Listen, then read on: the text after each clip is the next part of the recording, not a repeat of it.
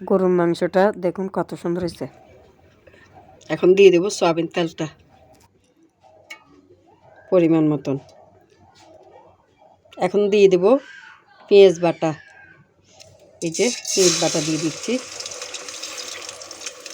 2 চামচ দিলাম পেঁয়াজ বাটা, 3 চামচ,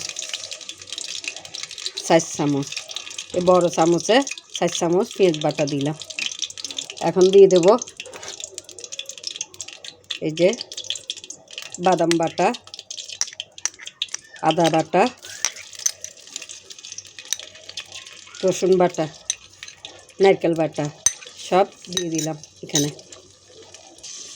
এগুলোকে একটু নেড়ে দেব। নেড়ে দিয়ে এখন এখানে দিয়ে দেব হলুদ, মরিচ, মশলার গুঁড়ি সব দিয়ে দেব। প্রথমে দিয়ে দিচ্ছি ধনের গুঁড়ি 1 চামচ, হলুদ দিয়ে দিলাম 1 চামচ, হলুদের গুঁড়ি আরও দেবো আমি 1 চামচ দিলাম। 2 চামচ হলুদের গুঁড়ি, 1.5 চামচ হলুদের গুঁড়ি দিয়ে দিলাম। আপনাদের হলুদ যদি ভালো হয় তাহলে 2 চামচ দিলে হয়ে যাবে।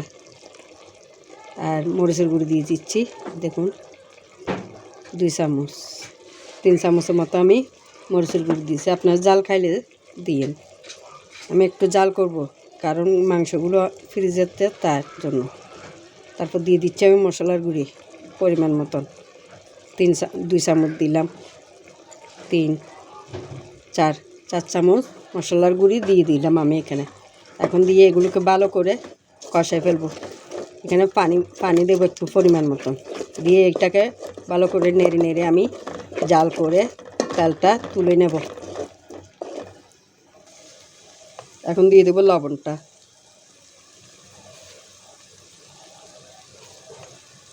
লবণ দিয়ে দিছি 2.5 চামচের মতন। আপনারা দিয়েন পরিমাণ মতন করে যেটুকু লাগে। এখানে দিয়ে দেব পানি, এটাকে ভালো করে কষাই ফেলবো তেলটা বাসে ওঠা পর্যন্ত। আপনারা কিছু মনে করেন আমি অসুস্থ, তার জন্য আমি ভিডিওটা কথা বলতে আমার কষ্ট হচ্ছে, তারপর আমি করতেছি। অনেক দিন ভিডিও বানাচ্ছি না, এই জন্য। দেখুন আমার মশলাটা কষতেছে, এটা কষে উঠলে তারপর আমি মাংসটা দিয়ে দেবো এখানে। দেখুন আমার মশলাটা কষে গেছে, এখন মাংসটা দিয়ে দেবো এখানে। আমি ধুয়ে রাখছি সব মাংস, এখানে দিয়ে দেবো গরুর মাংস। এভাবে করে একবার রান্না করে খেয়ে দেখিয়েন আপনারা, যদি ভালো লাগে। এখানে আমি আরও মশলা দেব, আমার ঘরে রেডি করা মশলা দিয়ে দেব। এখানে আমি দিয়ে দিচ্ছি তেজপাতা, এটাকে আমি নেড়ে দিচ্ছি। এখন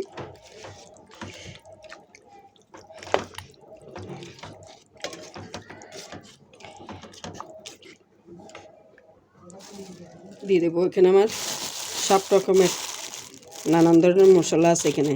এটা আলাদা, এটা দিলে খাবারের টেস্ট বাড়বে। এই মশলা এটার খাবারের টেস্ট বাড়ায় আমার। এটা আমি আলাদা করে ভেজে রেখে দিই। এখানে জিরা, লং, এলাচি, স্টার, তারপরে অনেক রকমের মশলা আছে এখানে। দিয়ে আমি এটাকে গুঁড়ি করে ভেজে রেখে দিই। এটা দিয়ে রান্না করলে খেতে ভালো হয় মাংস। আপনারা একদিন দেখাবো এই মশলার রেসিপিটা। এখন দেখুন মশলাটি দিলে খাবারে অনেক ভালো টেস্ট বাড়ে। আমি দিয়ে দিলাম, এখন এটাকে গুঁড়ি দেব। এখন ঢাকনাটা দিয়ে দিলাম। দেখুন এখন মাংসটা স্লো জাল বাড়ে দিই, তারপর দেখাবো আমি আবার। দেখুন মাংসটা দেখুন কষে গেছে, এটা জল বাইরে গেছে। এটা আরও কিছুক্ষণ রান্না করে তার এটা নিয়ে ফেলবো, এটা জলটা টানে ফেলবো, তারপর মাংসটা গলে যাবে। এটা জলটা টানালে মাংসটা গলে যাবে। এখন আবার গুঁড়ো দেবো, আরও 10-15 মিনিট হলে তারপর দেখাবো। দেখুন আমার গরুর মাংসটা হয়ে আসছে, দেখছেন কত সুন্দর হয়েছে। এখন এটাকে আমি একটু নেড়ে দেবো।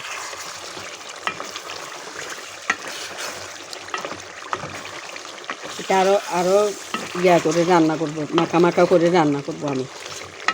এখন এখানে দিয়ে দেবো আমি কাঁচা মটর। এই যে কাঁচা মটর,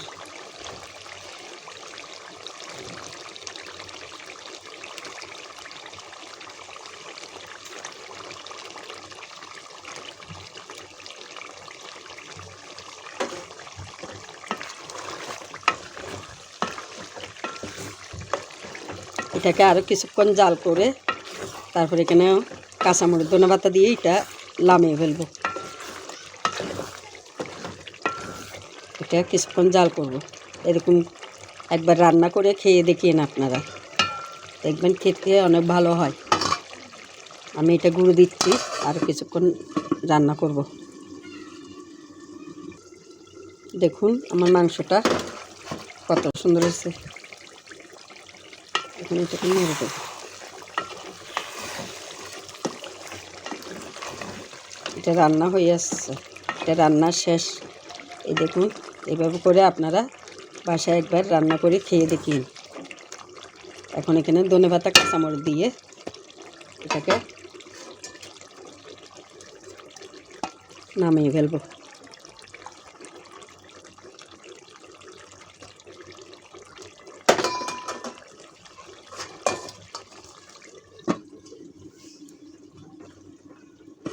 রান্নাটা এভাবে করলে আপনারা একবার খেয়ে দেখিয়েন, ট্রাই করে দেখিয়েন। ভালো লাগলে লাইক কমেন্ট করিয়েন। মাংসের রান্নাটা কেমন হয়েছে বলিয়েন। ধন্যবাদ। আসসালামু আলাইকুম।